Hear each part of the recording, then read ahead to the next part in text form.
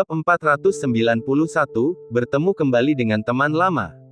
Tekanan yang begitu kuat membuat Yang Chen berkeringat, tetapi dia masih mengatupkan giginya dan berkata dengan tenang, tanpa menunjukkan kekurangan apapun kepada utusan Kalajengking Hitam, Kalajengking Hitam Senior, Anda harus memikirkannya. Ketiga jenius Sekte Naga Hitam Anda begitu kuat. Bagaimana mungkin saya, Yang Chen, bisa menandingi mereka? Saat dia berbicara, ekspresinya tetap tidak berubah dan sikapnya tenang. Yang Chen tahu bahwa dia harus bersikap seperti ini saat ini. Jika dia menunjukkan kelemahan sekecil apapun, dia yakin utusan Kalajengking Hitam tidak akan ragu untuk membunuhnya. Kali ini situasinya berbeda dari sebelumnya. Sekte Yuanshan mungkin tidak bisa melindunginya. Sekarang bahkan seorang utusan Kalajengking Hitam membuatnya merasakan kekuatan luar biasa dari kekuatan super.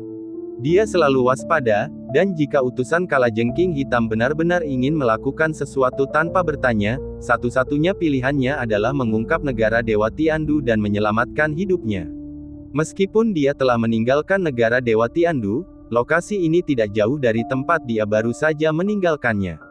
Dia masih bisa memobilisasi kekuatan penghalang negara Dewa Tiandu. Meskipun kekuatan ini akan sangat berkurang, itu seharusnya masih cukup untuk melenyapkan Master Alam Bela Diri Bumi tahap awal. Namun, tindakan itu dapat mengungkap identitasnya sebagai pengendali negara Dewa Tiandu. Saat itu, bahkan jika dia benar-benar membunuh utusan Kalajengking Hitam, dia akan ditakdirkan untuk diburu dan didambakan oleh banyak orang. Tetapi tidak ada jalan lain sekarang. Tanpa mengungkap negara suci Tiandu, dia tidak memiliki kekuatan untuk melawan utusan Kalajengking Hitam, yang dapat membunuhnya dengan mudah. Hati Yang Chen dipenuhi dengan kekhawatiran saat dia menundukkan kepalanya dan tampak tulus. Tekanan kuat dari utusan Kalajengking Hitam tidak hanya menghantui Yang Chen, tetapi juga seluruh Sekte Yuanshan. Pada saat ini, tatapannya dalam, menatap tajam ke arah Yang Chen untuk waktu yang lama sebelum akhirnya berkata, "Sepertinya kamu tidak berbohong." Mendengar ini, Yang Chen menghela napas lega, dan seluruh Sekte Yuanshan juga merasa lega. Namun, saat mereka sedang bersantai, utusan Kalajengking Hitam tiba-tiba berkata tanpa emosi, "Namun, sayang sekali, Yang Chen. Saat itu, hanya ada 5 orang di lantai 2. Karena para jenius Sekte Naga Hitam kita meninggal tanpa diketahui, 2 orang yang tersisa tentu saja tidak memiliki nilai untuk tetap hidup. Untuk apa kau masih hidup? Jadi, Yang Chen, kau bisa pergi dan menemani mereka bertiga dalam kematian." Artinya sederhana saja, karena para jenius Sekte Naga Hitam kita sudah meninggal, tentu kalian juga tidak perlu hidup. Hal ini menyebabkan saraf Yang Chen menegang dan banyak pengikut Sekte Yuanshan menjadi sangat terkejut. Dari Sun Star City, Yuan San tertawa terbahak-bahak, "Haha, sungguh tragis bagi Yang Chen. Ketika Sekte Naga Hitam mengambil tindakan, apa yang bisa dilakukan oleh Sekte Yuanshan? Bahkan jika kota utama Beishan secara pribadi campur tangan, mereka tidak dapat melindungi Yang Chen. Dia pasti sudah mati kali ini." Menyinggung kota Sun Star kita, dia sekarang bangga dengan keputusan dan tindakannya. Hanya dengan beberapa patah kata saja, dia telah mengalihkan bencana sepenuhnya kepada Yang Chen, menyebabkan dia menjadi sasaran utusan Kalajengking Hitam tanpa alasan. "Baiklah, Yang Chen, saatnya mati."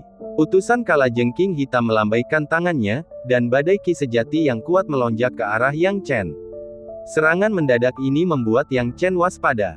Dia tidak menyangka utusan Kalajengking Hitam akan bergerak tanpa bukti apapun. Karena kesal, Yang Chen tidak punya pilihan selain mengulurkan tangan ke dalam kehampaan dan mencoba mengendalikan larangan negara Dewa Tiandu untuk membunuh utusan Kalajengking Hitam dan menyelamatkan dirinya sendiri. Namun, saat itu, sebuah kekuatan dahsyat di luar utusan Kalajengking Hitam tiba-tiba turun tangan. Badai yang diciptakan oleh kekuatan ini bahkan lebih kuat daripada utusan Kalajengking Hitam, dan dalam sekejap, badai itu menghancurkan serangan utusan Kalajengking Hitam hingga berkeping-keping. Peristiwa yang mengejutkan ini menghentikan rencana Yang Chen untuk menggunakan kekuatan larangan demi menyelamatkan dirinya. Dia menatap kosong ke sekelilingnya, tidak yakin dengan apa yang baru saja terjadi. Namun, tidak diragukan lagi bahwa dia telah diselamatkan. Seseorang telah turun tangan pada saat kritis, menghancurkan serangan utusan Kalajengking Hitam dan menyelamatkannya. Siapa itu? Yang Chen mengamati sekeliling, tidak dapat mengetahui siapa yang telah menyelamatkannya. Setidaknya setengah gerakan tadi menunjukkan bahwa kultivasi seni bela diri orang itu jauh lebih unggul dibandingkan utusan kalajengking hitam. Selama beberapa saat, seluruh pemandangan menjadi sunyi. Lalu, setelah beberapa saat hening, kerumunan menjadi luar biasa gelisah. Apa yang baru saja terjadi? Apa yang baru saja terjadi? Orang-orang memiliki pemikiran yang berbeda-beda tentang utusan kalajengking hitam yang ingin membunuh Yang Chen. Beberapa orang menyesal, sementara yang lain diam-diam gembira. Bagi Sekte Changhai dan kota utama Bintang Matahari, mereka adalah yang paling bahagia. Namun, ketika mereka melihat bahwa Yang Chen belum mati dan gerakan utusan kalajengking hitam telah dicegat, mereka tidak dapat menahan rasa terkejut. Semua orang bingung tentang apa yang baru saja terjadi. Sepertinya seseorang menyelamatkan Yang Chen. Kau pasti bercanda. Dengan kultivasi bela diri utusan kalajengking hitam, tidak diketahui apakah ada orang di daerah pegunungan utara yang dapat menandinginya.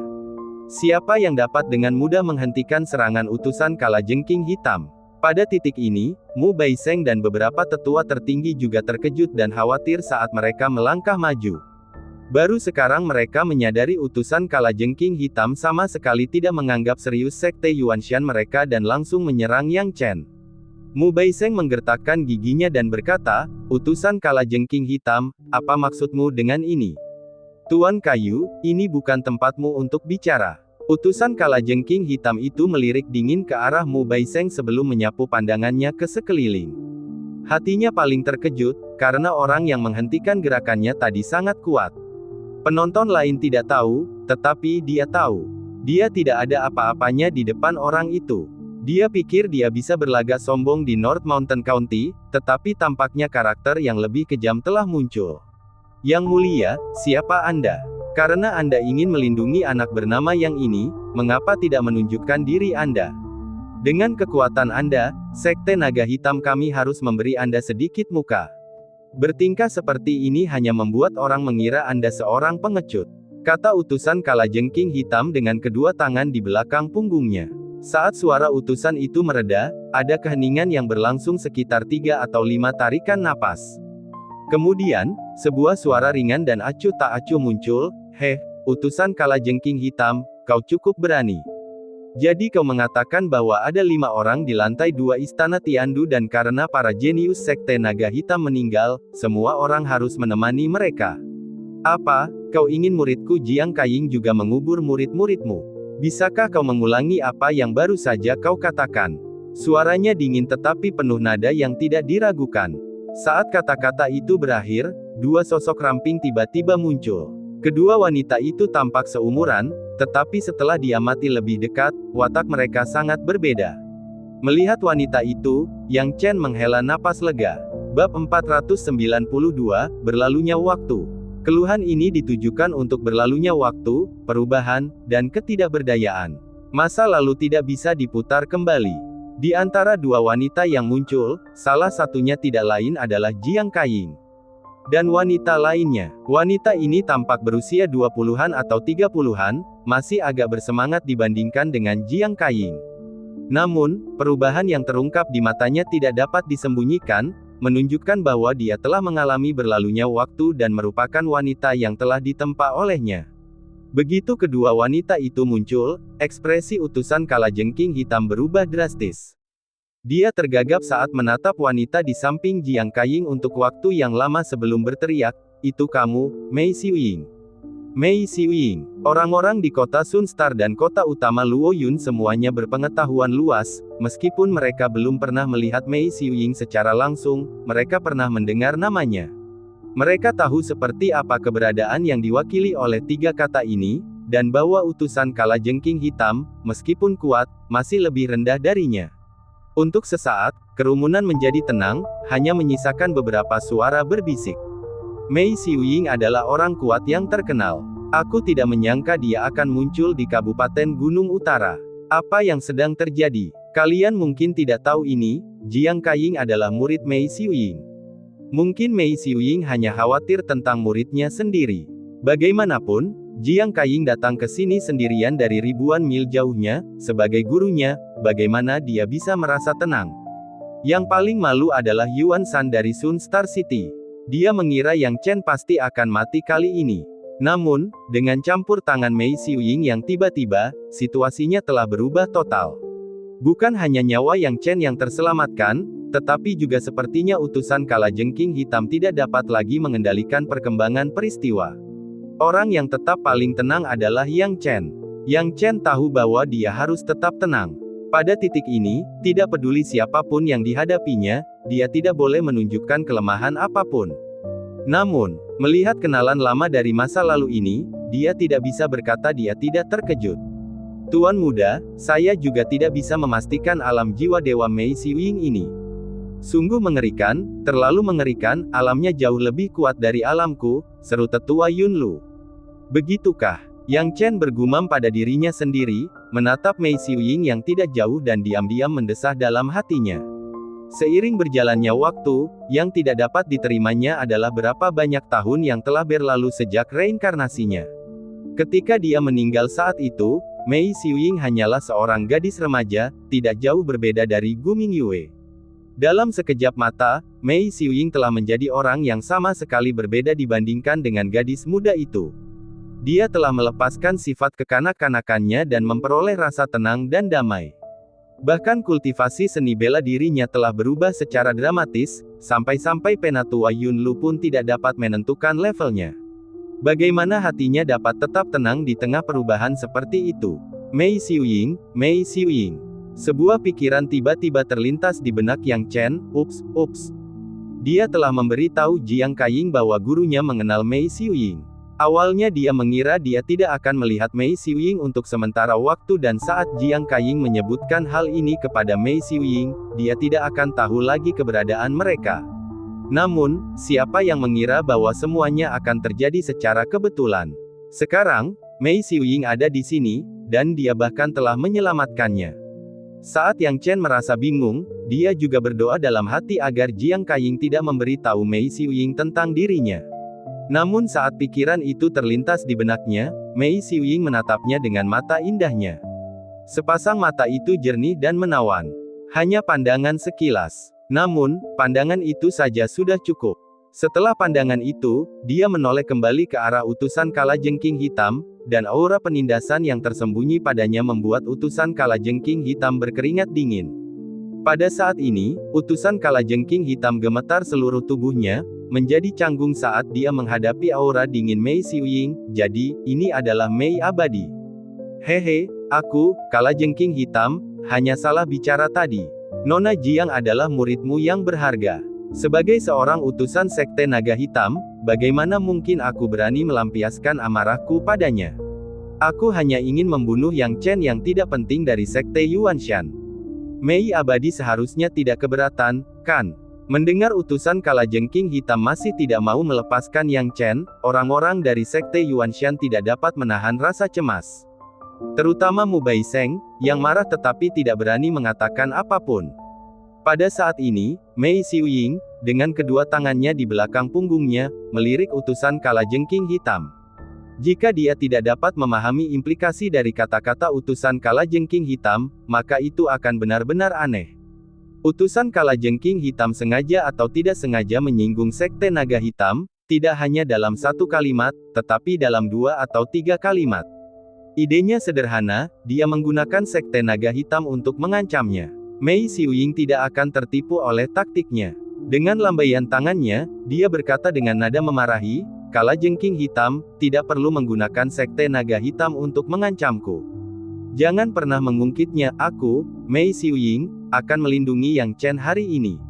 Mei abadi, apa maksudmu? Apakah kau benar-benar berpikir Sekte Naga Hitam kita mudah dihadapi? Jika kau ingin melindungi anak ini, pasti ada alasannya. Meskipun utusan Kalajengking Hitam takut pada Mei Xiuying, ia mendapat dukungan dari Sekte Naga Hitam, jadi ia tidak akan tunduk seperti orang lain saat berhadapan dengannya. Mendengar utusan Kalajengking Hitam menyebut Sekte Naga Hitam lagi, Mei Xiuying mencibir, kau mau alasan? Baiklah, alasannya sederhana, menurutku anak ini enak dipandang. Ini, utusan Kalajengking Hitam melihat sikap Mei Xiuying yang tidak masuk akal dan benar-benar bingung sejenak. Setelah memikirkannya, dia akhirnya menyerah pada gagasan itu. Alasan dia ingin membunuh Yang Chen semata-mata karena ayah Yu Feilong memiliki beberapa koneksi dengannya, utusan Kalajengking Hitam. Awalnya dia ingin membunuh Yang Chen untuk memberi ayah Yu Feilong penjelasan yang dangkal. Namun, siapa yang mengira bahwa Mei Xiuying akan berusaha keras untuk melindungi Yang Chen? Dengan dukungan Mei Xiuying, utusan Kalajengking Hitam tidak cukup bodoh untuk terus membuat masalah bagi Yang Chen. Namun, ia masih perlu menunjukkan ketangguhan. Baiklah, Mei Abadi, aku akan mengingat kata-katamu. Kau ingin melindungi Yang Chen, aku, Kalajengking Hitam, akan menerima kekalahanku. Begitu kata-katanya jatuh, utusan Kalajengking Hitam tahu bahwa tidak ada gunanya tinggal di sini lebih lama lagi. Dia melambaikan tangannya dan berteriak, "Semua anggota Sekte Naga Hitam, ikuti aku dan ayo pergi." Dalam sekejap, sejumlah orang kuat dari Sekte Naga Hitam pergi dengan cara yang megah. Yang Chen menghela napas lega saat melihat utusan Kalajengking Hitam pergi. Meskipun penampilan Mei Xiuying membuatnya merasa canggung, situasi saat ini jauh lebih baik daripada konsekuensi dari pengungkapan bahwa dialah yang mengendalikan alam rahasia. Lagi pula, dia bukan tipe orang yang akan membiarkan orang lain mempermalukannya. Dia akan mengingat tindakan utusan Kalajengking Hitam hari ini. Tentu saja, yang paling membuatnya marah bukanlah utusan Kalajengking Hitam, tetapi Yuan Shan dari Kota Bintang Matahari. Bab 493, Cara Berbohong. Yuan Shan baru saja terang-terangan menggunakan taktiknya untuk mengalihkan perhatian, tanpa ada niat untuk menyembunyikannya. Di depan banyak orang, dia langsung mengalihkan kesalahan kepada orang lain. Jika bukan karena dorongan Yuan Shan, apakah Yang Chen akan mengalami bencana yang tidak diinginkan ini? Jika bukan karena kemunculan Mei Xiuying yang tepat waktu, dia mungkin berada dalam situasi putus asa sekarang. Memikirkan hal ini, mata Yang Chen dipenuhi dengan dingin saat dia menatap Yuan Shan. Memang, Sekte Yuan Shan mereka tidak berdaya melawan Sekte Naga Hitam yang tangguh. Namun, itu tidak berarti mereka harus takut pada Kota Bintang Matahari di wilayah mereka sendiri. Yuan Shan tentu saja menyadari tatapan Yang Chen. Melihat Yang Chen menatapnya seperti itu, Yuan Shan merasa agak bersalah. Namun tak lama kemudian, dia memutar lehernya dan mengumpat pelan.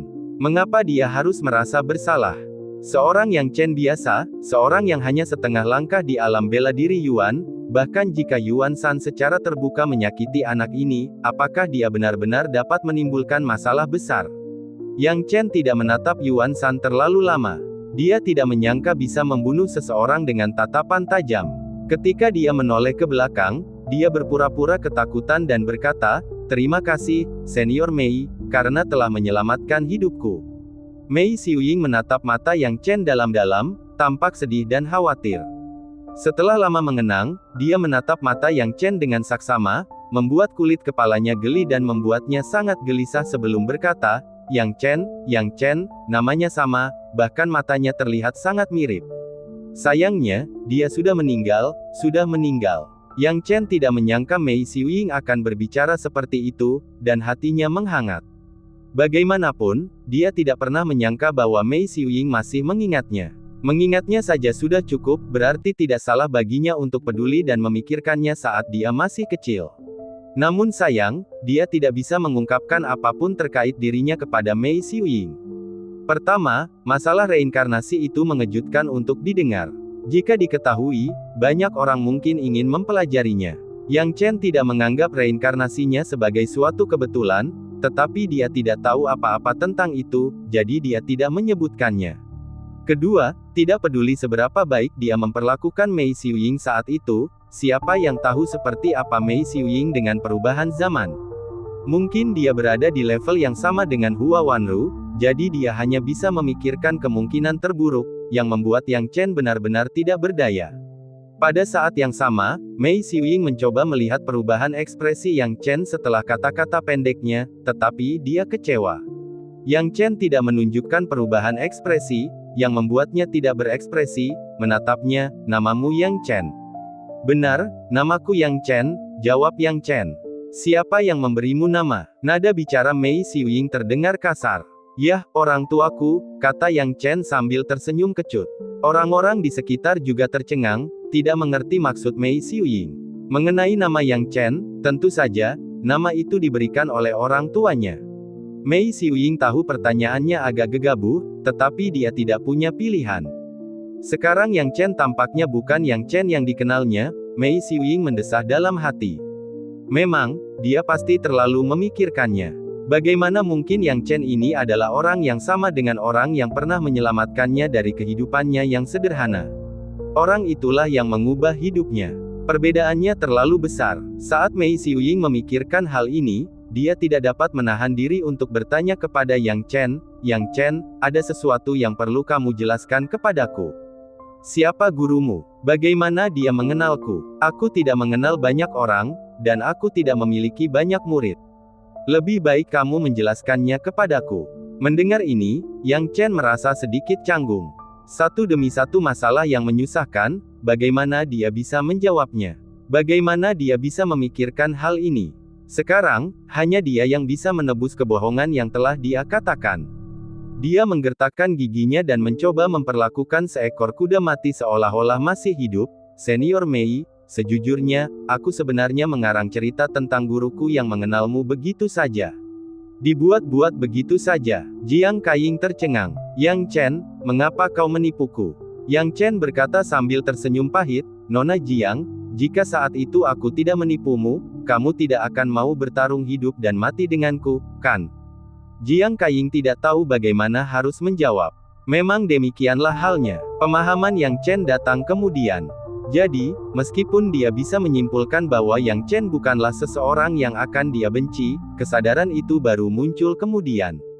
Pada saat itu, dia tidak mengetahuinya dan memang berencana untuk bertarung hidup mati dengan Yang Chen, lalu mengambil kuncinya setelah itu.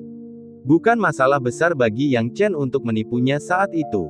Menyadari hal ini, Jiang Kaiying menatap gurunya dengan canggung, karena akan sulit baginya jika Yang Chen dihukum atas penipuannya. Mei Xiuying tidak terburu-buru mengambil kesimpulan.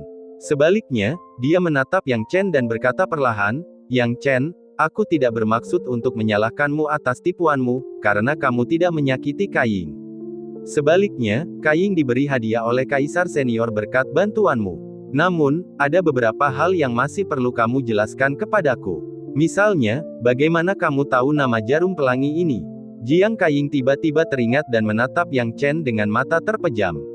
Setelah mendengar bahwa tuannya tidak menyalahkannya, dia menghela napas lega.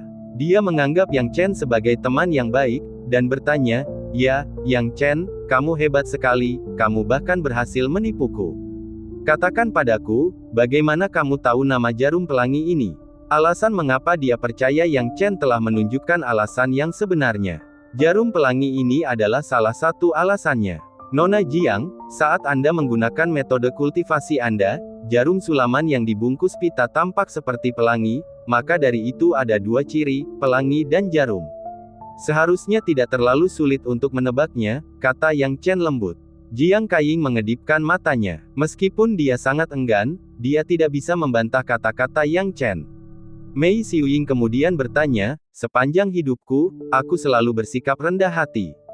Kalau begitu, katakan padaku, bagaimana kau tahu namaku? Lagi pula, bagaimana kau tahu aku adalah guru Kaiying?" Perkataannya memang benar. Mei Xiuying selalu sangat rendah hati. Banyak orang tahu nama belakangnya Mei, tetapi sedikit yang tahu nama lengkapnya Mei Xiuying. Seperti utusan Kalajengking Hitam, yang hanya memanggilnya Mei Xianzi tanpa mengetahui nama aslinya. Namun Yang Chen langsung menyebutkan namanya. "Senior Mei, sejujurnya, aku memperoleh ingatan tentang seorang jenius yang menjelajah ke alam rahasia dan membunuhnya. Jenius ini berasal dari Kabupaten Changning." Yang Chen menceritakan kisah yang telah ia persiapkan sebelumnya. Namun, betapa meyakinkannya cerita ini. Bab 494, Menjadi Murid. Daerah Changning ini adalah tempat kedudukan Sekte Naga Hitam, dan Sekte Naga Hitam tampaknya cukup akrab dengan Jiang Kaiying. Jelas bahwa Jiang Kaiying dan Mei Xiuying pasti tinggal di daerah Changning ini. Yang Chen menggertak tentang membunuh seorang jenius dari daerah Changning dan mendapatkan ingatan mereka. Terlepas dari apakah Mei Xiuying mempercayainya atau tidak, situasi ini hanyalah kebetulan belaka. Ketidakmungkinan kejadian itu membuatnya merasa bahwa daya persuasifnya tidak istimewa. Tidak ada daya persuasif sama sekali. Namun, Yang Chen tidak punya cara lain selain memilih untuk mengucapkan kata-kata ini.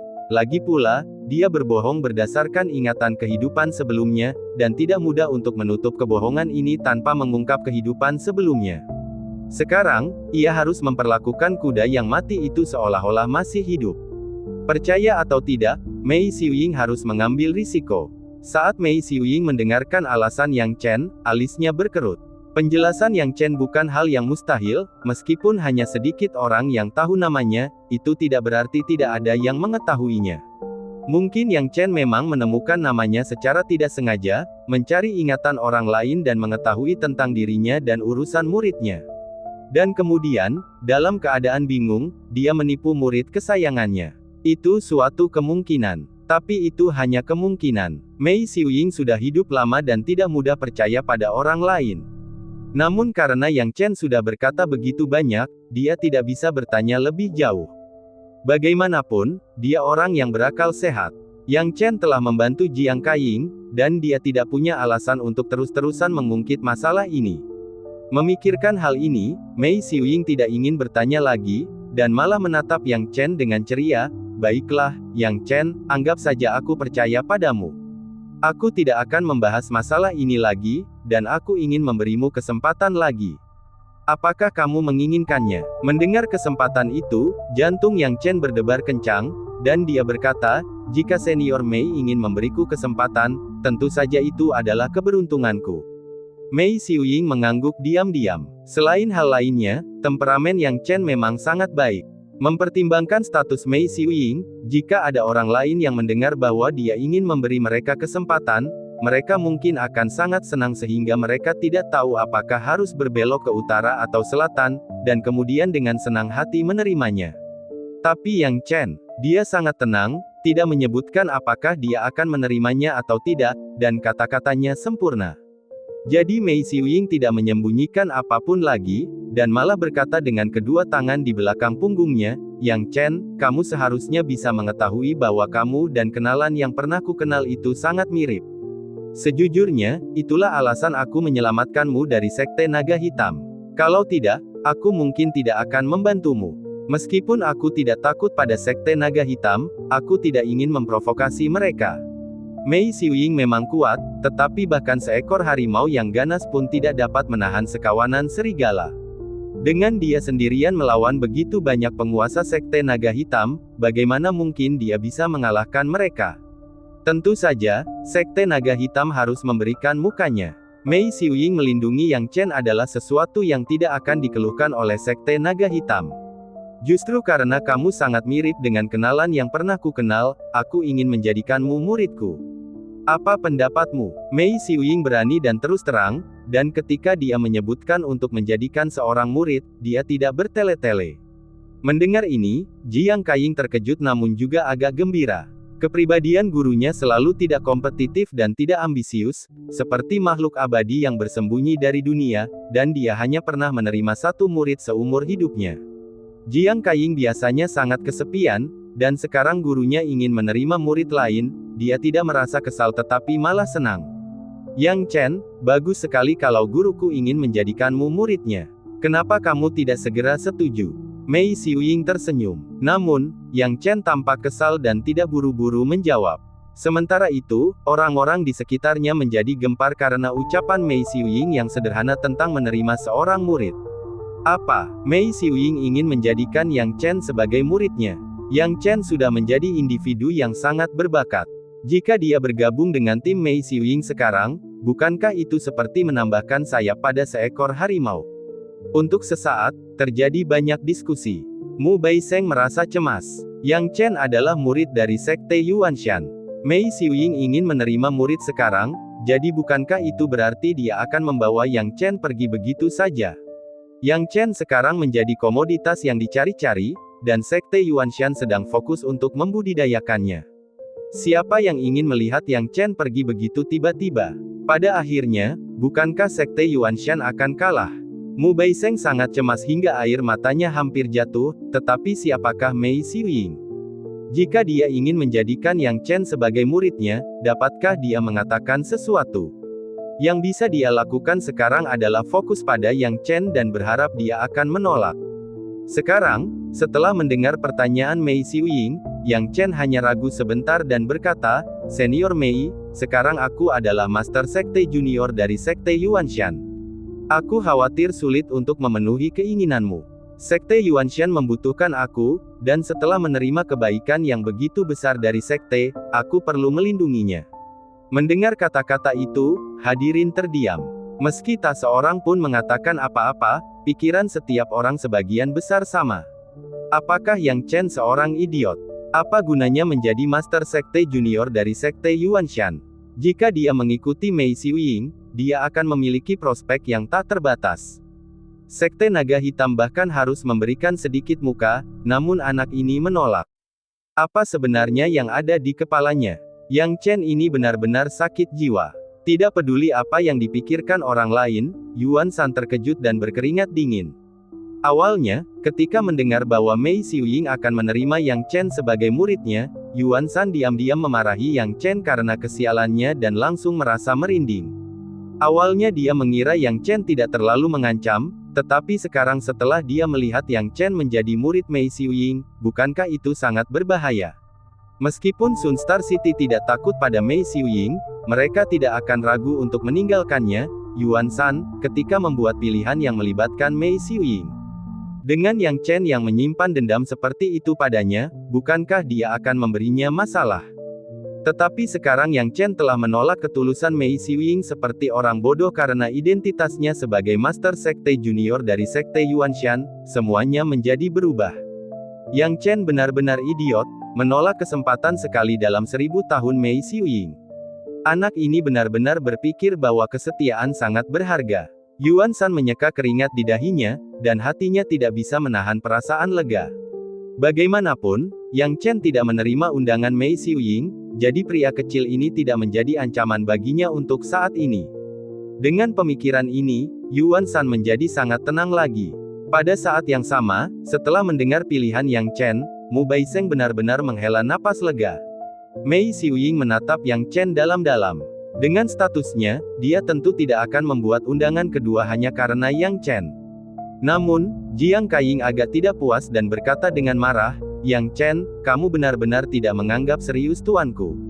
"Baiklah, Kaiying, karena tuan muda yang tidak tertarik menjadi muridku, kita tidak perlu memaksanya. Ayo pergi." Mei Xiuying melambaikan lengan bajunya dan membawa Jiang Kaiying pergi dengan beberapa langkah.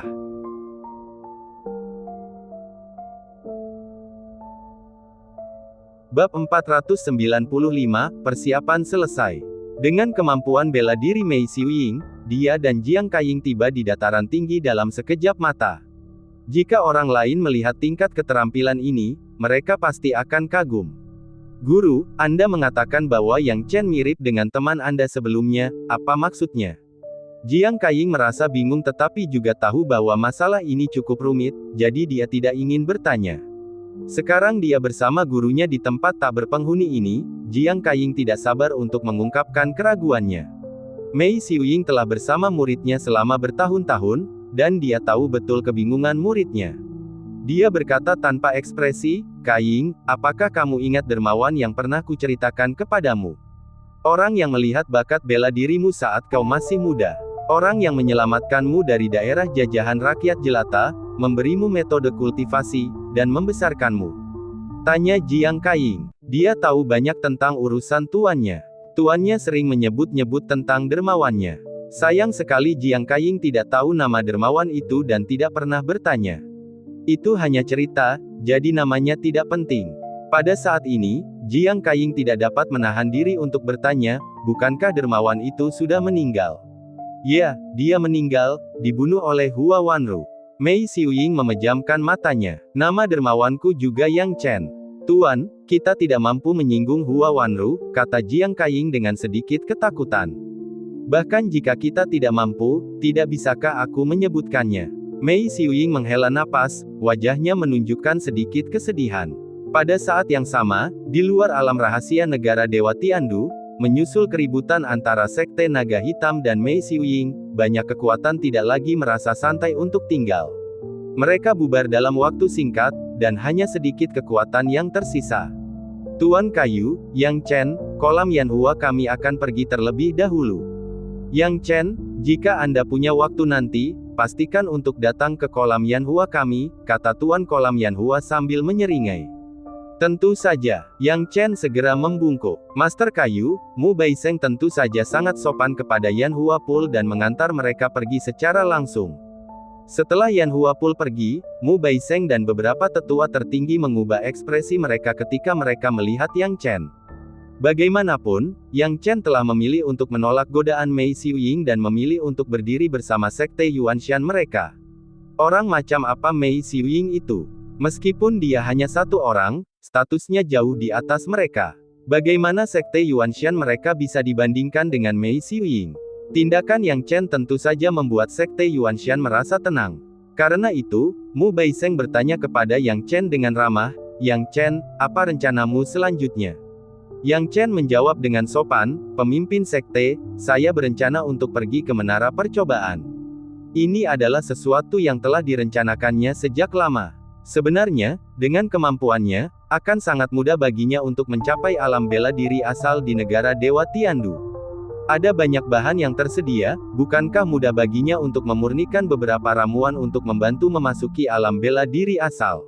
Namun, ia juga bertujuan untuk menerobos menara percobaan. Orang lain mungkin tidak tahu atau tidak punya kemampuan untuk melakukannya, tetapi dia tahu dan punya kemampuan. Dia sangat jelas tentang apa artinya menerobos ke lapisan ke-20 alam bela diri asal, hanya dengan setengah langkah dari alam bela diri Yuan. Yang lain tidak berpikir untuk menerobos lapisan ke-20, tetapi Yang Chen melakukannya. Aku telah berhasil melewati 10 tantangan keputusasaan yang ditetapkan oleh Kaisar Tiandu, jadi apa yang mustahil bagiku untuk melewati lapisan ke-20 menara ujian? Yang Chen berpikir dalam hati. Menerobos lapisan ke-20 menara percobaan akan sangat bermanfaat. Menara ujian. Mu Baiseng terkejut, lalu berkata, "Memang, menerobos menara ujian adalah hal yang baik. Tetua Ma, Tetua Li, kalian berdua harus mengikuti Yang Chen dan mengawalnya ke kota utama Beishan." "Baik, Ketua Sekte." Tetua Ma dan Tetua Li berdiri satu demi satu. Yang Chen sekarang merasakan ketulusan Mu Baiseng. Karena Tetua Ma dan Tetua Li bukanlah orang biasa. Keduanya telah mencapai alam bela diri sejati setengah langkah dalam kultivasi seni bela diri mereka. Dengan kedua orang ini melindunginya, kemungkinan dia menghadapi bahaya dalam perjalanannya ke kota utama Beishan akan sangat berkurang. "Terima kasih, pemimpin sekte," kata Yang Chen. "Haha, kau tak perlu berterima kasih padaku, ini adalah yang pantas kau dapatkan," kata Mu Baiseng. Jadi, Yang Chen akhirnya berpisah dengan Mu Baiseng dan memilih dua jalan yang berbeda. Yang Chen dan dua tetua alam bela diri sejati setengah langkah langsung menuju kota utama Beishan. Kecepatan mereka sedang, dan dalam waktu sekitar 10 hari, Yang Chen telah tiba di kota utama Beishan. Tidak seperti terakhir kali, tidak ada seorang pun yang menyambut Yang Chen ketika dia tiba di kota utama Beishan. Lagi pula, dibandingkan dengan sebelumnya, Yang Chen telah menyebabkan keributan di kota utama Beishan. Selain itu, tim dari kota utama Beishan baru saja kembali dari alam rahasia Kaisar Tiandu. Bahkan jika mereka melihatnya, mereka tidak akan dengan sengaja menyambutnya.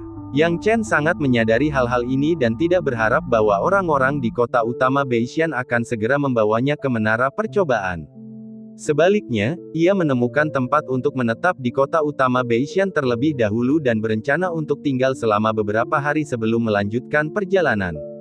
"Penatua Li, Penatua Ma, aku butuh bantuan kalian untuk menghubungi orang-orang di kota utama Beishan," Yang Chen berkata perlahan, "Aku akan mengasingkan diri selama beberapa hari, sekitar 10 hari atau lebih, dan masalah membobol menara percobaan, aku serahkan padamu. Tuan Muda Sekte, kami akan menghubungi orang-orang di kota utama Beishan sekarang juga," kata Tetua Li dan Tetua Ma serempak. Jadi, setelah memberikan instruksi, Yang Chen mengasingkan diri. Meskipun ia telah berhasil melewati 10 tantangan keputusasaan, ia tidak berani menganggap enteng menara ujian. Ia sangat yakin bahwa kecerobohan adalah sumber kegagalan. Ada alasannya mengapa dia bersikap hati-hati. Sesuai dengan apa yang dikatakan Kaisar Tiandu, kesulitan 10 tantangan keputusasaan jauh lebih tinggi daripada 20 lapisan pertama menara pelatihan. Awalnya, dia secara tidak sadar berpikir bahwa dengan terobosannya dalam tantangan 10 keputusasaan, dia dapat dengan mudah menembus 20 lapisan pertama menara pelatihan. Namun sekarang setelah dia memikirkannya dengan lebih cermat, ternyata tidak demikian. Dalam tantangan 10 keputusasaan, dia telah menghadapi binatang iblis, dan karena dia menghadapi binatang iblis, dia dapat menggunakan kemampuan jiwa suku manusia ikan. Selain itu, dia dapat memanggil cakar emas untuk membantunya, yang merupakan berbagai alasan mengapa dia berhasil melewati tantangan 10 keputusasaan. Namun, di lapisan ke-20 menara ujian, dia tidak dapat menggunakan kemampuan tersebut. Bab 496, Selamat Tinggal Han Lingling. Konsep dari 10 tantangan keputusasaan dan menara ujian berbeda. Ide Kaisar Tiandu adalah membiarkan para jenius menggunakan segala cara untuk mengalahkan lawan mereka, tetapi menara ujian tidak. Para prajurit pasir itu berubah dari larangan, jadi kekuatan jiwa surgawi suku manusia ikan tidak banyak berperan. Terlebih lagi, ular piton cakar emas dan beruang hitam gunung hitam tidak bersamanya, jadi dia kekurangan 2 kekuatan lengan yang hebat, dan ketika dia mencoba lantai ke-20 menara ujian lagi, dia tidak lagi dalam kondisi puncaknya. Tentu saja, jika Yang Chen datang ke menara percobaan, dia pasti memiliki rasa percaya diri. Pertama, dia telah memasuki alam bela diri Yuan setengah langkah, dengan peningkatan dalam kultivasi bela dirinya, dan kedua, dia memiliki banyak bahan yang dapat digunakan untuk memurnikan beberapa jimat roh tingkat menengah ke bawah untuk membantu dirinya. Alasan pengasingannya adalah semua ini. Dengan kuas roh api berkobar ini, apa yang kutakutkan saat membuat jimat? Yang Chen menyeringai sedikit, mengeluarkan kuas roh api berkobar harta karun surgawi misterius, dan mulai menggambar jimat dalam skala besar. Bahan-bahan kelas rendah ini semuanya diperolehnya sebagai pengendali alam rahasia, tidak terlalu berharga, tetapi jumlahnya besar. Dia membuat jimat dengan bahan-bahan ini, dan dia tidak menolak sejumlah bahan apapun. Dengan cara ini, setelah 10 hari, Yang Chen keluar tepat waktu. Saat dia keluar, semangatnya penuh, dan ki sejatinya telah kembali ke kondisi puncaknya. Penatua Li dan Penatua Ma cukup efisien dalam menangani masalah. Para diaken kota Beishan telah tiba. Yang Chen menyeringai sedikit, dan meskipun jiwa surgawinya memang tidak dapat merasakan keberadaan alam bela diri sejati, Yunlu bisa. Setelah mendengarnya dari Yunlu, Yang Chen punya gambaran kasar di dalam hatinya, itu masih pelayan Su. Seperti yang dikatakan Yunlu, saat Yang Chen keluar, dia melihat lelaki tua yang datang untuk menghiburnya dengan jelas dan berkata sambil tersenyum, Yang Chen memberi hormat kepada tetua Su. Pelayan Su tidak bisa menutup mulutnya karena tertawa, teman Yang Chen, angin apa yang membawamu ke sini? Kamu adalah tamu terhormat kota Beishan kami. Meskipun kata-katanya tidak tulus, dia menyambut Yang Chen. Dia menyambut pantat Yang Chen, karena dia bukan dari kota Beishan mereka, tentu saja tidak ada sambutan di sini. Namun tidak ada pilihan, karena wajah kota Beishan dipertaruhkan, dengan premis ini, dia harus memperlakukan Yang Chen dengan baik. Yang Chen menatap wajah Steward Su yang tidak tulus dan tidak peduli dengan sopan santun, langsung ke intinya, hehe, Elder Su, Anda pasti bercanda. Saya datang ke kota Beishan kali ini untuk alasan lama yang sama, saya ingin menantang menara uji coba. Masalah ini masih membutuhkan bantuan Anda. Ini masalah kecil, sahabat Yang Chen. Ikuti saja aku. Pelayan Su tidak mempersulit Yang Chen. Tidak peduli bagaimana orang-orang di atas berpikir, dia sekarang merasa lebih baik mengeruk daripada membendung, karena Yang Chen sudah seperti ini, mengapa repot-repot menahan mereka jika orang tidak dapat menghentikan mereka? Saat dia sadar kembali, pelayan Su dan Yang Chen sudah tiba di depan menara percobaan. Tak usah dikatakan, banyak sekali orang yang berkerumun di sini, ada yang menunggu untuk menantang menara ujian atau sekadar menonton keseruannya. Pada saat ini, Steward Su dan Yang Chen datang ke sini bersama-sama, yang tentu saja menarik perhatian banyak orang. Saat mereka melihat Steward Su dan Yang Chen, mata semua orang membelalak, dan mata mereka dipenuhi dengan keterkejutan dan kebencian. Itu Yang Chen. Yang Chen ada di sini lagi. Yang Chen ini sudah cukup terkenal di alam rahasia Kaisar Tiandu. Lebih baik jangan memprovokasi dia.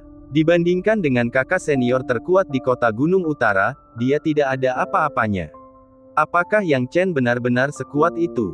Kau tidak tahu. Benar, kau tidak masuk istana Tiandu, jadi bagaimana kau bisa tahu?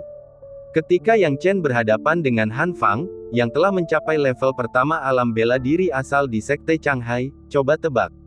Yang Chen dengan kultivasi alam bela diri asal setengah langkahnya benar-benar membunuhnya, membuat Han Fang tidak dapat berbicara dengan jelas.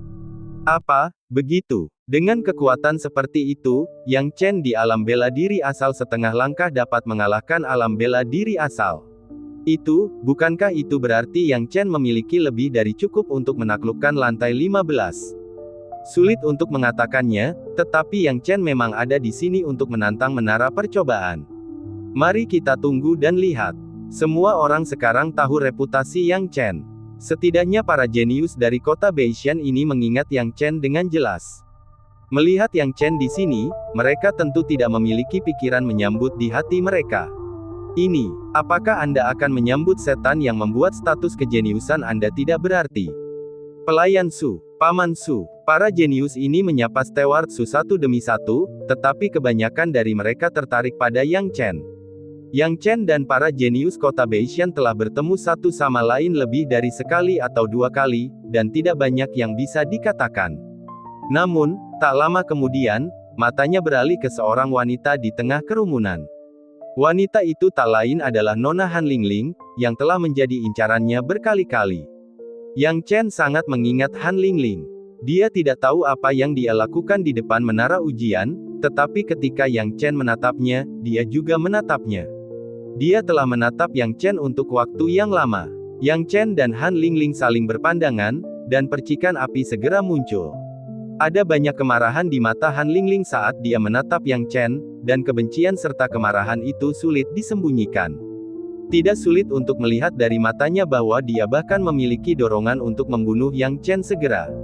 Hanya saja dia tidak bisa melakukannya, dan itulah sebabnya dia menekan pikiran batinnya. Tak lama kemudian, Han Lingling memalingkan mukanya dan tidak lagi memperhatikan Yang Chen, tetapi tatapan jahatnya masih menunjukkan bahwa dia belum menyerah pada masalah ini. Hanya saja tidak ada yang tahu apa yang sedang dipikirkannya. Yang Chen terkejut melihat Han Lingling mundur kali ini, karena dia tidak tampak seperti wanita yang akan mundur. Meskipun Han Lingling dimarahi oleh ayahnya terakhir kali, jelas bahwa dia masih menyimpan kebencian terhadapku. Yah, tidak masalah bagiku bagaimana dia membenciku, aku hanya berharap dia tidak memprovokasiku lagi. Yang Chen berpikir dalam hati. Dia tidak berpikir untuk memberi muka pada Han Lingling, namun ayahnya, Han Tianying, adalah seseorang yang harus dia beri muka. Dengan cara ini, Yang Chen berdiri dengan tenang di tempatnya, dan pelayan Su dengan penasaran bertanya, "Teman Yang Chen, seberapa yakin kamu dalam menghadapi menara ujian kali ini?" Pertanyaan pelayan Su juga merupakan pertanyaan orang lain, dan saat mereka mendengar pelayan Su menanyakan hal ini, banyak orang jenius di dekatnya juga merasa penasaran. Yang Chen mengusap dagunya, mengetahui niat Steward Su yang penuh selidik, dan berkata sambil tersenyum tipis, "Saya akan melakukan yang terbaik." Bab 497, Terobosan berturut-turut. Mendengar Yang Chen mengatakan ini, kepala pelayan Su tidak bisa menahan diri untuk tidak mengutuk dalam hati. Kapan bocah Yang Chen ini menjadi begitu rendah hati? Anak ini akhirnya menurunkan profilnya untuk sekali ini. Mungkinkah dia tidak memiliki kepercayaan diri dan keyakinan diri? Pelayan Su diam-diam berpikir, sebenarnya, dia berharap Yang Chen akan kembali beberapa tingkat agar lebih pantas. Banyak orang diam-diam berspekulasi tentang berapa banyak level yang bisa dicapai Yang Chen kali ini. Pada saat yang sama, cahaya di menara pengadilan berangsur-angsur meredup. Yu Gao sudah tamat. Anak ini benar-benar punya kemampuan seperti ini. Dia hanya berhasil mencapai level ketiga, kata mereka. Yu Gao sudah keluar. Dengan keluarnya penantang ini, menara percobaan secara alami menjadi kosong. Dalam sekejap, semua orang menatap Yang Chen dengan kagum. Bukannya mereka dengan baik hati meninggalkan menara ujian untuk ditantang Yang Chen, tetapi penampilan Yang Chen tidak diragukan lagi menjadi fokus. Yang lebih mereka harapkan adalah melihat berapa banyak level yang bisa dicapai Yang Chen kali ini. Melihat tak ada seorang pun yang bisa menandinginya, Yang Chen tentu saja tidak akan menyia-nyiakan kesempatan emas ini. Ia meletakkan tangannya di punggung, melangkah maju, dan memasuki menara percobaan hanya dalam beberapa langkah. Saat Yang Chen menghilang ke menara percobaan, para jenius di kota utama Beishan berani mulai berdiskusi tanpa henti. Yang Chen sudah masuk. Bagaimana menurutmu, berapa level yang bisa dicapai Yang Chen kali ini? Dia sudah mencapai lantai 12 sebelumnya dan berhenti di lantai 13. Kali ini, dia seharusnya tidak lebih buruk dari terakhir kali. Kurasa dia akan mencapai lantai 15. Mencapai lantai 15 tidaklah semudah itu. Dalam sejarah kota utama Beishan kita, hanya sedikit orang jenius yang pernah mencapai lantai 15. Bahkan jika bakat Yang Chen sangat hebat, dapatkah dia benar-benar melampaui para jenius itu dalam sejarah kota kita? Di mata para jenius kota utama Beishan ini, para jenius historis kota utama Beishan tidak ada tandingannya, dan Yang Chen tidak terkecuali. Itu belum tentu benar. Konon, Yang Chen mampu mengalahkan lawan yang kuat di alam Yuan martial hanya dengan kultivasi seni bela diri alam Yuan martial setengah langkah. Level ini berarti jika Yang Chen mencapai lantai 15, seharusnya tidak ada masalah. Apakah ada yang salah dengan otakmu? Apakah Han Fang dari alam bela diri Yuan Sekte Changhai dapat dibandingkan dengan saudara-saudara senior alam bela diri Yuan kota utama Beishan kita? Mereka tidak berada di liga yang sama. Han Fang baru saja memasuki alam bela diri Yuan, dan wilayahnya tidak stabil, itulah sebabnya ia dikalahkan oleh Yang Chen. Selain itu, apakah menurutmu menantang menara percobaan dan pertempuran di dunia nyata adalah hal yang sama? Yang Chen mengalahkan Han Fang dengan mengambil risiko, tetapi menara percobaan ini tidak akan memberinya kesempatan untuk mengeksploitasinya. Tunggu dan lihat saja, Yang Chen paling banyak bisa mencapai lantai 13 atau 14, tapi lantai 15, itu tidak mungkin. Pada saat ini, perkataan semua orang lebih terkendali. Banyak orang masih takut pada Yang Chen, lagi pula, ada beberapa kasus di mana mereka yang berjudi dengannya berakhir dalam kondisi yang buruk. Jadi bahkan di sini, di wilayah mereka, mereka secara tidak sadar tidak berani menjelek-jelekkan Yang Chen di depannya. Tetapi sekarang setelah Yang Chen tiada, ceritanya berbeda. Ketika para jenius dari kota utama Beishan tengah berdiskusi, Han Lingling yang berada di antara kerumunan, menatap menara ujian dengan sedikit kekejaman tersembunyi di matanya. Sentuhan kekejaman ini berarti dia belum melupakan kebenciannya terhadap Yang Chen. Sentuhan kekejaman ini berarti dia ingin menghancurkan tubuh Yang Chen hingga berkeping-keping. Memang, pikirannya tidak pernah goyah. Terakhir kali, dia dibawa pergi oleh ayahnya dan diberi pelajaran keras. Han Tianying memang memberi pelajaran pada Han Lingling, tetapi dia tidak menunjukkan penyesalan apapun di bawah omelan keras Han Tianying. Ayahnya tidak punya pilihan selain membuat pilihan yang tidak berdaya, yaitu mencarikan tunangan untuk Han Lingling. Tidak diketahui apakah itu keberuntungan Han Lingling atau sesuatu yang lain, sehingga Han Tianying menghubungi seorang teman lama di Kabupaten Changning, kota Changning, dan menemukan seorang jenius di sana. Jenius ini bernama Ma Zhenghe, seorang murid di kota utama Changning yang terbilang cukup menonjol. Han Tianying tahu bahwa putrinya tidak akan pernah tumbuh seperti ini. Ketika dia tidak bisa mendisiplinkannya, dia harus menikahkannya. Dia percaya bahwa begitu dia menikah dan punya anak, dia akan tumbuh dewasa secara bertahap. Dan targetnya adalah Ma Zhenghe, si jenius dari kota utama Changning, yang melampaui harapan Han Tianying dan membuat hatinya senang. Setidaknya, melihat putrinya memiliki prospek pernikahan seperti itu, dia pasti senang di dalam hatinya. Terlebih lagi, Ma Zhenghe tampaknya memiliki sikap yang baik terhadap Han Lingling. Hal ini juga sangat melegakannya, dan ia mulai melonggarkan kendalinya terhadap Han Lingling. Setelah itu, Han Lingling datang ke menara percobaan setiap hari, dan Han Tianying bahkan lebih gembira, berpikir bahwa putri kesayangannya telah belajar dengan baik. Akan tetapi, tak seorang pun mengetahui niat Han Lingling yang sebenarnya, hanya dia sendiri yang mengetahuinya. Alasan mengapa dia datang ke menara percobaan setiap hari dan sesekali menantangnya bukanlah karena dia telah belajar dengan baik, tetapi karena dia sedang menunggu Yang Chen. Dia sangat jelas bahwa ketika Yang Chen kembali ke kota utama Beishan, dia akan menantang menara percobaan lagi. Dia hanya menunggu Yang Chen datang di sini. Saudara Zhenghe berjanji akan memberi pelajaran kepada Yang Chen ini. Setelah dia membunuh Yang Chen ini, aku akan menikahinya. Han Lingling berpikir dalam hati, matanya berkedip-kedip, dan dia diam-diam pergi, tidak tahu kemana dia pergi. Tepat saat Han Lingling pergi, lampu di seluruh menara percobaan mulai berubah dengan cepat. Lantai pertama, lantai 2, lantai 5, lantai 10, lantai 12.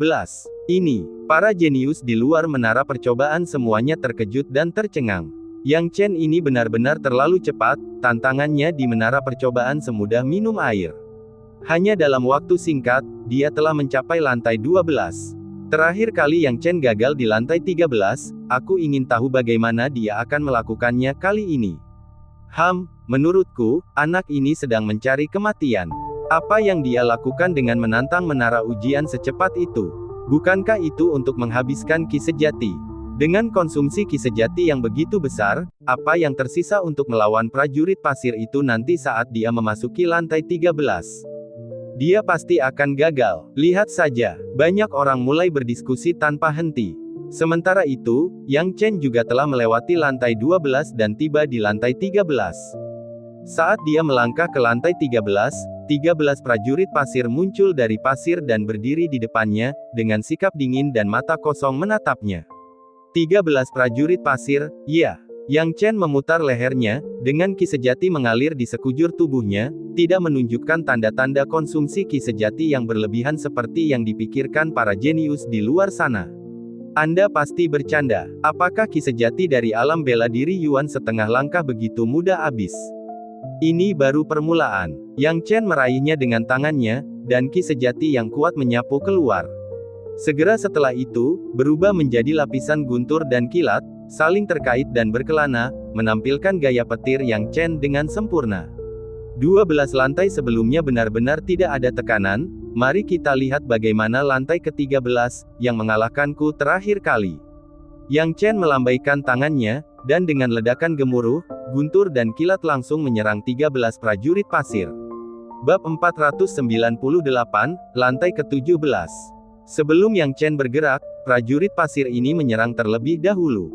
Sayangnya, ke-13 prajurit pasir ini, yang sebelumnya membuat Yang Chen tidak punya pilihan, tidak lagi mampu menjadi ancaman baginya pada tahap ini. Kekuatan Yang Chen telah meningkat ke alam bela diri Yuan setengah langkah. Meskipun itu hanya peningkatan alam kecil, kekuatannya meningkat pesat. Sekalipun kekuatan ke-13 prajurit pasir ini juga meningkat karena tingkat kultivasinya yang meningkat, tetap saja tidak ada gunanya. Dalam sekejap, guntur bergemuruh di angkasa, disertai dengan suara gemuruh petir. Lapisan petir itu jauh lebih tebal daripada yang pernah dipegang Yang Chen. Ini semua berkat Yang Chen yang mencapai alam bela diri Yuan setengah langkah. Hanya dalam sekejap mata, seluruh lantai 13 dipenuhi guntur dan kilat. Serangan petir ini menyerang satu demi satu, tanpa henti mencabik-cabik ke-13 prajurit pasir. Bekerja sama dengan tombak naga ungu terlarang, hanya dalam waktu secangkir teh. Saat ia sadar kembali, ke-13 prajurit pasir telah berubah menjadi tumpukan pasir tanpa kecuali. Yang Chen berhasil melewati lantai 13.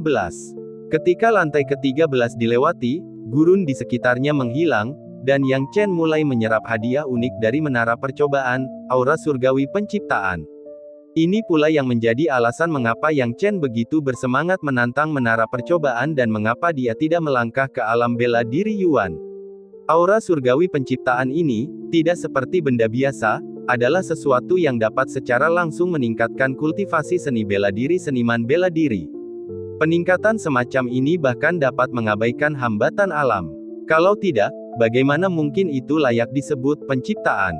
Bahkan jika itu hanya tiruan, peningkatannya bagi seorang seniman bela diri tidak terukur. Terlebih lagi, aura surgawi penciptaan memiliki kelebihan, yakni tidak akan meluap. Demikian pula, akumulasi dari alam bela diri Yuan setengah langkah ke alam bela diri Yuan juga tidak akan meluap. Hal ini dikarenakan peningkatan dari alam bela diri Yuan setengah langkah ke alam bela diri Yuan merupakan peningkatan ki sejati. Secara sederhana, Yang Chen telah melangkahkan setengah langkah ke alam bela diri Yuan. Ia hanya perlu melangkah setengah langkah lagi untuk mencapai alam bela diri Yuan. Dia tidak perlu terburu-buru untuk setengah langkah ini. Sama seperti sekarang, Yang Chen dengan cepat menyempurnakan aura surgawi penciptaan yang diperoleh dari lantai 13. Dengan fondasinya saat ini, dia dapat memasuki alam bela diri Yuan kapan saja. Namun, Yang Chen tidak terburu-buru.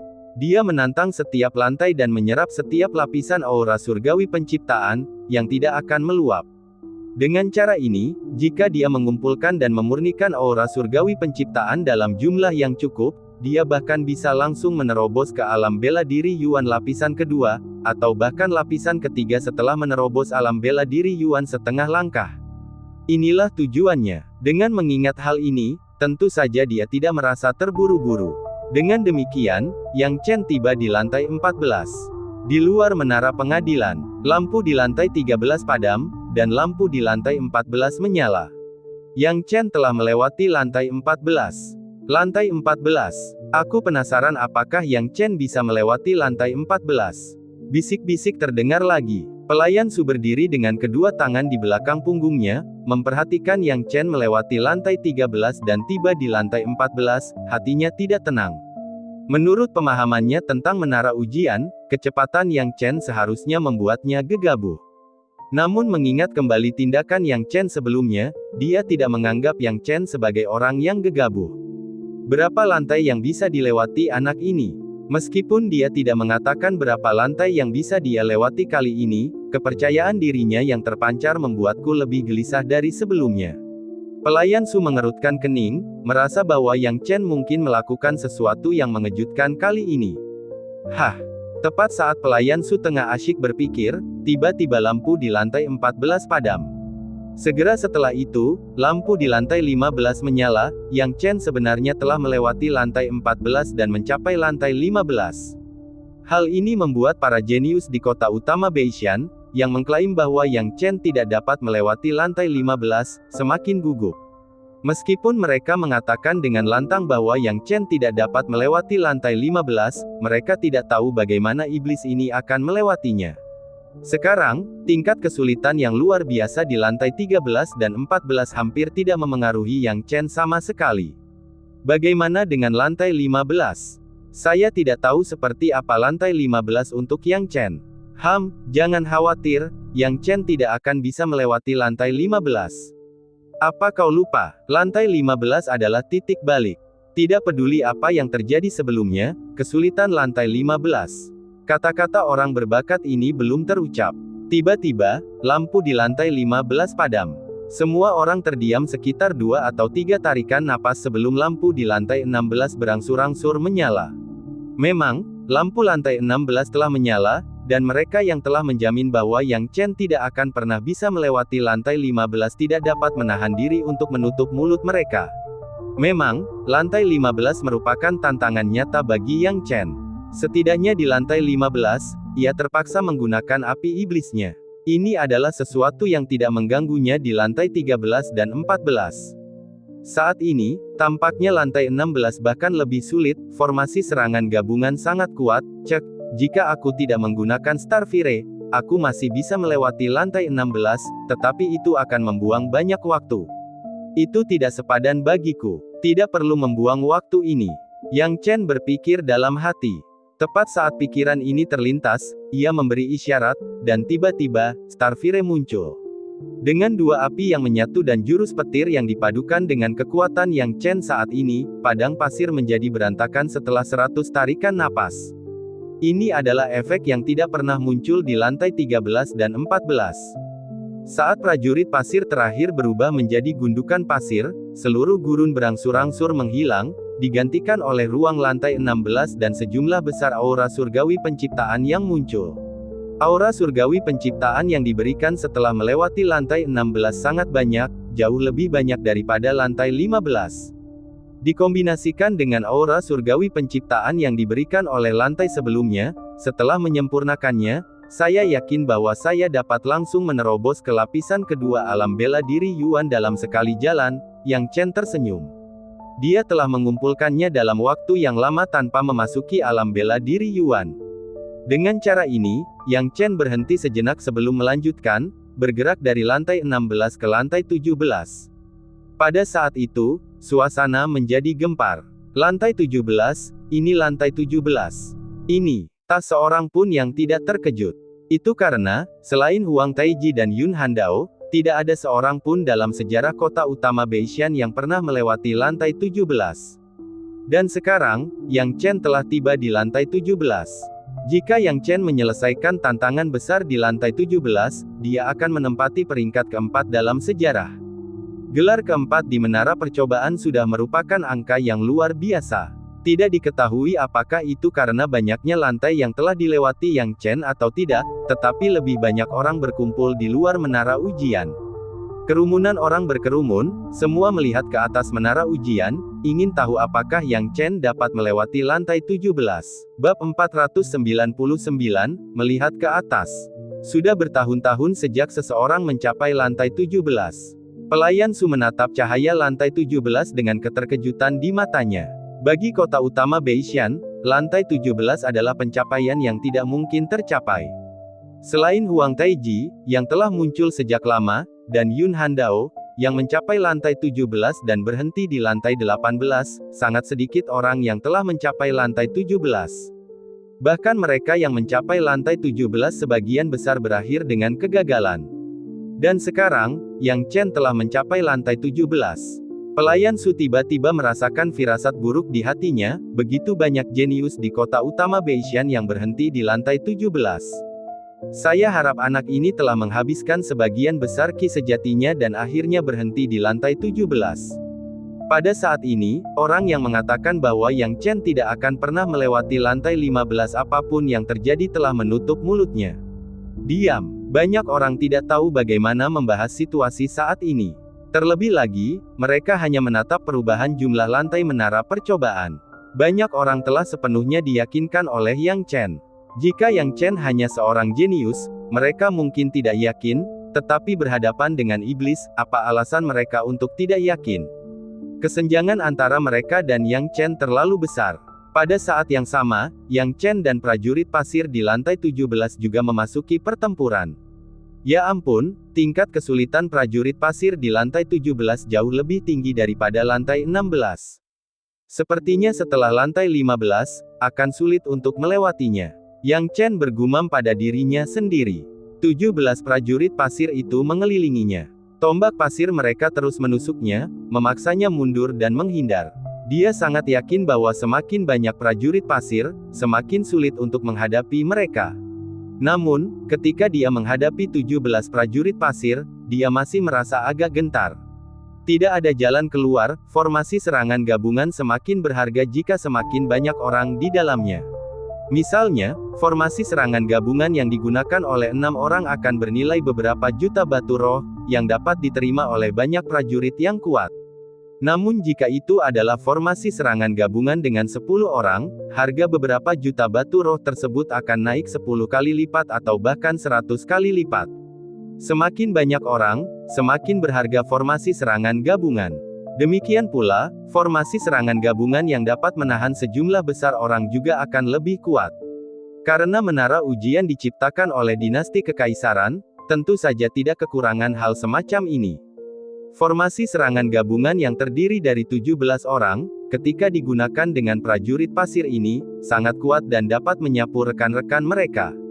Menyadari hal ini, Yang Chen berkata pelan, formasi serangan gabungan yang digunakan oleh 17 prajurit pasir ini memang tidak bisa diremehkan. Namun, formasi ini masih jauh dari apa yang pernah kutemui sebelumnya, seperti merak 7 warna dan monyet iblis bermata ungu. Jika aku bisa mengalahkan monyet iblis bermata ungu dan merak 7 warna, mengapa aku harus takut pada beberapa dari kalian? Tak seorang pun dapat memahami maksud sebenarnya di balik harta karun 1000 tahun Kaisar Tiandu. Namun, Yang Chen bisa mengerti. Apa niat sebenarnya Kaisar Tiandu menciptakan harta karun 1000 tahun? Ia ingin memberitahu para seniman bela diri generasi selanjutnya agar tidak sombong, karena mereka masih jauh tertinggal dari rekan-rekan mereka di antara binatang iblis lainnya. Mungkinkah prajurit pasir yang menggunakan formasi serangan gabungan ini menjadi tak terkalahkan saat mereka mengamuk di antara binatang iblis? Tentu saja tidak. Dalam kasus itu, Yang Chen tidak punya alasan untuk gagal. Menara ujian hanyalah sesuatu yang harus ia tembus sekarang. Ketika ia mewarisi negara surgawi Kaisar Tiandu, visinya tidak lagi dangkal seperti seniman bela diri biasa. visinya lebih luas jangkauannya. Ke-17 prajurit pasir ini memang agak sulit dihadapi, dan mereka memiliki berkat larangan, yang membuat mereka sangat fleksibel. Starfire dan Demonic Fire milikku tidak dapat menangkap mereka, aku hampir tidak dapat melindungi diriku sendiri. Kalau begitu, mari kita coba ini, Yang Chen melambaikan tangannya. Dalam sekejap, sebuah paku muncul di tangannya. Paku itu tak lain dan tak bukan adalah paku penusuk dewa. Pada saat ini, kuku penusuk dewa adalah hal terbaik baginya. Para prajurit pasir ini sangat bergantung pada jumlah mereka dan formasi serangan gabungan, yang membuat mereka sangat kuat dalam bertahan. Bahkan Starfire milik Yang Chen yang tak tertandingi tidak dapat menjamin untuk menghancurkan mereka sepenuhnya. Jadi, menghancurkan prajurit pasir ini sekaligus bukanlah tugas yang mudah. Oleh karena itu, satu-satunya pendekatan adalah memecahnya satu per satu. Ketika harus menerobos satu per satu, tidak ada yang lebih berguna daripada paku penusuk dewa. Satu-satunya kekurangannya adalah bahwa kuku penusuk dewa merupakan harta karun roh surgawi misterius yang rusak. Dengan pemikiran ini, Yang Chen mulai mengukur lusinan prajurit pasir sambil memegang paku penusuk dewa. Prajurit pasir ini pintar dan banyak akal karena mereka memiliki berkat larangan.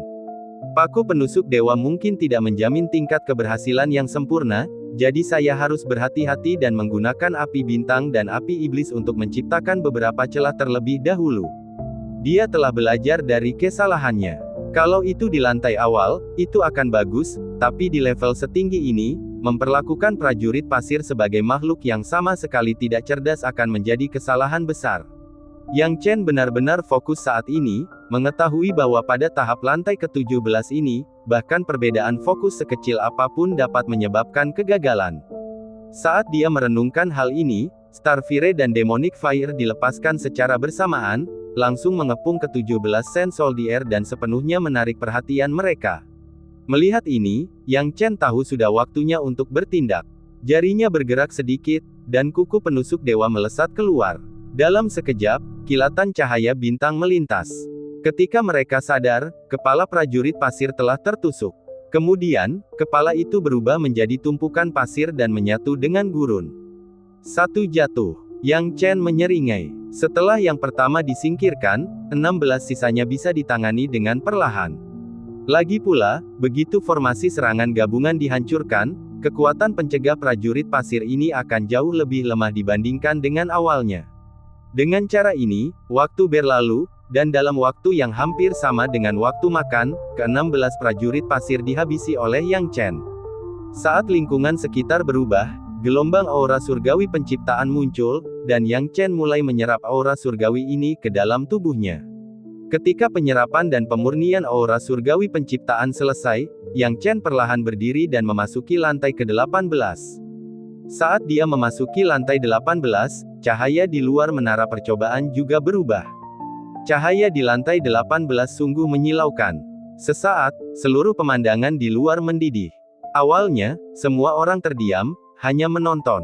Namun, kini, mereka mendidih karena kegembiraan karena telah menyaksikan kedatangan yang luar biasa. Keberadaan yang luar biasa ini adalah Yang Chen, yang, setelah bertahun-tahun, telah menembus lantai 17 menara percobaan dan tiba di lantai 18. Bab 500, mengejutkan seluruh kota. Yang Chen baru saja mencapai lantai 18, sama seperti kakak senior Huang Taiji, dan bahkan berhasil melewatinya. Tidak ada yang perlu dilebih-lebihkan Yang Chen di hadapan kita di kota utama Beishan. Seorang jenius yang sangat tidak senang dengan Yang Chen berbicara dengan dingin. Kalau dulu, saat ada orang yang mengungkapkan rasa tidak sukanya terhadap Yang Chen, mungkin orang lain juga akan sependapat, dan merasa bahwa orang tersebut ada benarnya. Tapi sekarang, apakah ada yang salah dengan otak orang ini? Kapan Yang Chen pernah lebih unggul di depan kita di kota utama Beishan? Kakak senior Huang Taiji adalah sosok yang sudah ada sejak lama, Yang Chen setidaknya jauh lebih kuat dari generasi kota utama Beishan kita saat ini. Menjadi kuat itu hanya sekadar menjadi kuat. Saat kita menghadapi seorang jenius yang lebih baik dari kita harus rendah hati agar bisa maju. Jika kita tidak tahu bagaimana bersikap rendah hati dan mengakui bahwa orang lain lebih kuat dari kita, maka kita akan selalu sama seperti sekarang. Saya telah memutuskan bahwa mulai sekarang, saya akan bekerja lebih keras dan berusaha lebih keras dari sebelumnya. Bahkan jika saya tidak dapat melampaui Yang Chen, saya masih harus lebih dekat dengannya. Banyak orang jenius yang memiliki harga diri dan ambisi. Harga diri dan ambisi ini membuat mereka iri ketika melihat bakat Yang Chen pada awalnya. Rasa iri yang terpendam itu membuat mereka ingin bersaing dengan Yang Chen dan melihat siapa yang lebih baik. Saat itu, semua orang tidak menganggap dirinya lebih lemah dari Yang Chen, jadi mereka tentu tidak menyadari masalah mereka sendiri. Namun, sekarang ketika mereka berhadapan dengan Yang Chen, rasa tidak berdaya itu membuat mereka sangat jelas bahwa mereka telah kalah. Mereka perlu mencari alasan di dalam diri mereka sendiri. Bahkan jika mereka pada akhirnya tidak dapat melampaui Yang Chen, mereka masih perlu membuktikan bahwa mereka ambisius. Tentu saja, memang ada sebagian orang yang masih menaruh prasangka buruk terhadap Yang Chen, tetapi kebanyakan orang tersebut hanyalah orang-orang yang tidak kompeten dan otaknya sudah kacau. Lagi pula, Yang Chen tidak pernah bersaing dengan para jenius di kota utama Beishan. Saat para jenius ini berdiskusi, pencapaian Yang Chen mencapai lantai 18 dan melewati lantai 17 dengan cepat menimbulkan sensasi di kota utama Beishan. Pelayan Su tidak dapat menahan diri untuk menyampaikan pesan kepada para petinggi kota utama Beishan. Dalam sekejap, para petinggi itu datang satu demi satu. Itu Mo Zijiao. Mo Zijiao ada di sini. Para jenius itu menatap ke langit, dan seorang tetua memimpin sekelompok orang, baik tua maupun muda, tiba di depan menara percobaan. Guru yang bertanggung jawab, Tuan. Pelayan Su menatap tetua yang memimpin dan berkata dengan hormat. Tetua ini tidak lain adalah Mo Zijiao, salah satu dari 3 raksasa kota utama Beishan, setara dengan ayah Han Lingling, Han Tianying. Pada saat ini, dia memimpin banyak pejabat tinggi kota utama Beishan ke sini, menunjukkan bahwa prestasi Yang Chen telah benar-benar mengejutkan seluruh kota utama Beishan. Ini, benar, ini lantai 18, guru yang bertanggung jawab, Yang Chen ini. Yang Chen ini terlalu jahat, dia mencapai lantai 18 dalam satu tarikan napas. Para pejabat tinggi kota utama Beishan melihat situasi di lantai 18 dan berdiskusi, masing-masing dengan pendapat mereka sendiri. Mo Zijiao meletakkan kedua tangannya di belakang punggungnya, menatap lampu lantai 18 yang menyala di menara ujian, mendesah dalam-dalam, dan berkata dengan dingin, kalian semua membuat keputusan yang sangat bagus saat itu, berpikir bahwa latar belakang Yang Chen tidak mengesankan, dan meragukan bakatnya. Kalian tidak pernah berpikir bahwa membiarkan Yang Chen bergabung dengan kota utama Beishan kita adalah pilihan yang tepat. Ya, pilihan kalian semua sangat tepat. Wajah Mo Zijiao memerah saat dia melihat pejabat tinggi di belakangnya. Kembali ketika Yang Chen muncul dalam kompetisi seleksi jenius, banyak pejabat tinggi menyarankan untuk memenangkannya. Sayangnya, apa pendekatan yang dilakukan sebagian besar pejabat tinggi? Penolakan, mereka tidak ingin Yang Chen bergabung dengan kota utama Beishan. Itu hanya karena masalah bakat Yang Chen, tetapi kemudian, Yang Chen telah menunjukkan tubuh surgawi bawaannya, tetapi ketika mereka mencoba untuk memenangkannya lagi, sudah terlambat. Yang Chen adalah seorang jenius, dan semua jenius memiliki temperamennya sendiri. Guru yang bertanggung jawab, menurutku kesalahan terbesar dalam masalah Yang Chen bukanlah karena kita tidak berhasil membujuknya, tetapi karena setelah gagal membujuknya, kita akhirnya menyinggung perasaannya. Ketika Yang Chen datang untuk menantang menara ujian terakhir kali, kota utama Beishan kita cukup sering mengincarnya.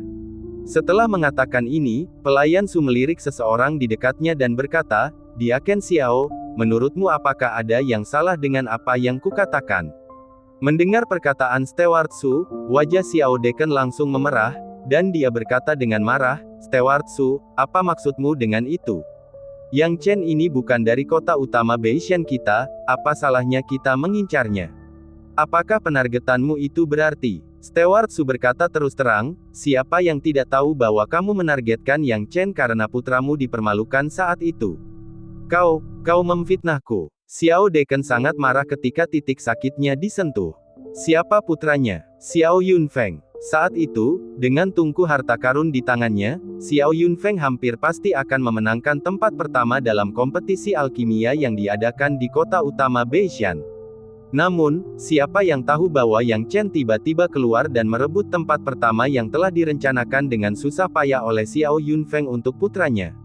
Oleh karena itu, Xiao Yunfeng selalu menentang keras Yang Chen bergabung dengan kota utama Beishan. Dia telah bekerja keras untuk mendidik putranya menjadi alkemis jenius di kota utama Beishan. Jika Yang Chen bergabung, apakah masih ada tempat untuk putranya?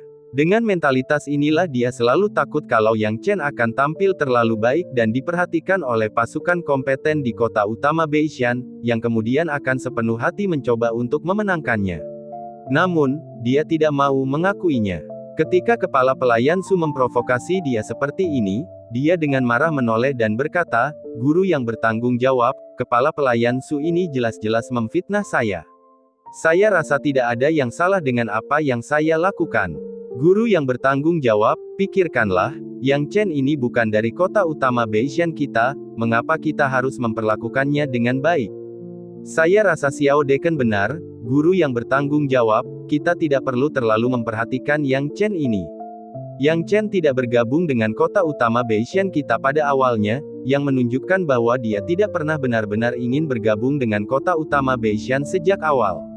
Anak ini hanya mencari keuntungan kecil sebagai master sekte junior dari sekte Gunung Yuan, dan pada akhirnya, dia ditipu oleh mereka. Itu menunjukkan bahwa anak ini memiliki pola pikir biasa. Dia tidak memiliki visi jangka panjang, jadi apa gunanya memiliki anak ini?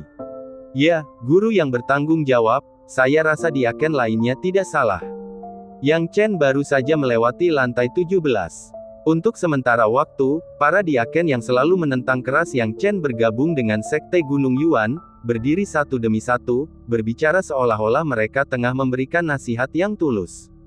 Mendengar begitu banyak orang yang mendukungnya, kepercayaan diri Xiao Deken bertambah kuat, dan saat dia memandang Steward Su, ekspresinya dipenuhi dengan rasa kemenangan.